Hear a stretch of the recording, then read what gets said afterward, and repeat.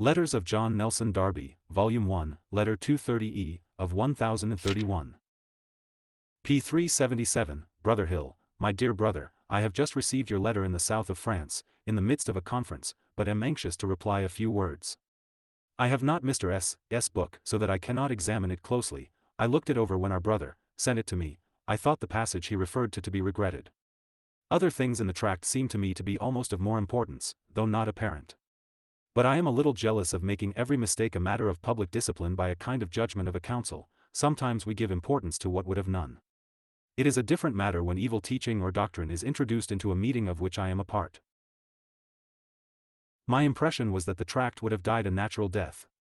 I make a difference between a person not rightly dividing the word of truth, and positively teaching on the part of the enemy what dishonors the person of Christ, or saps any fundamental truth.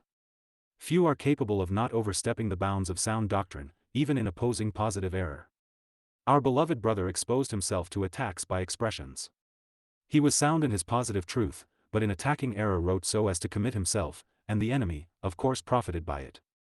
I never for a moment would give him up, though the first to warn him, because I was satisfied he was sound in doctrine, though he had stumbled into regrettable mistakes. I declared, did he hold what he was accused of, I could not for a moment be in communion with him, but he did not. This is for me the question with. I am perfectly satisfied he is wrong in his views, his letter proves it, his tract I have not here, I will try and have it sent me.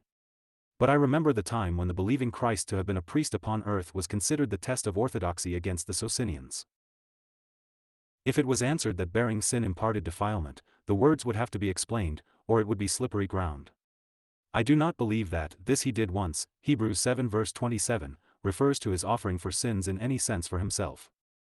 But if a person took it only in the sense of representation for his people, I think it a mistake, but there is no thought of his dishonoring Christ. I should examine the book before I said anything more.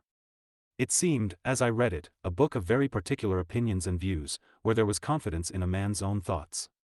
I dread this, it always leads to notions and errors. I should dread and examine very closely the notion of Christ's ear, and see, being touched with blood. If it was meant merely that the perfectness of the obedience marked by his death was realized in every act of his life, I might not agree, fear such tendencies, but no harm might be meant. I do not think Christ was a priest on earth, save as representing Aaron on the great day of atonement on the cross, and I suspect this infects all his views. Aaron was anointed with oil, without blood, alone first.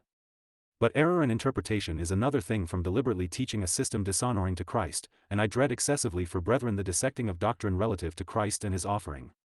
The great traits are vital, pretending to accuracy destroys reverence and leads to infidelity. Mr. I fear, through confidence in his own studies, has run into this. The worst of consequences would be the brethren following him into it, even to oppose him. What I dread is any number of brethren committing all to what many may be incapable of entering into. I have found the tract and read it through, absorbed by one subject. It abounds, in my judgment, in blunders.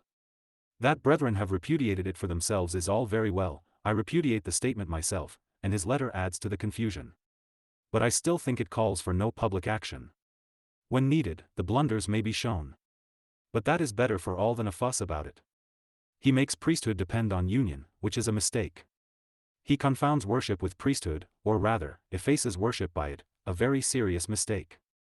He talks of the Father hiding his face, which is a mischievous confusion, but all this is ignorance on points to which his attention probably has not been called.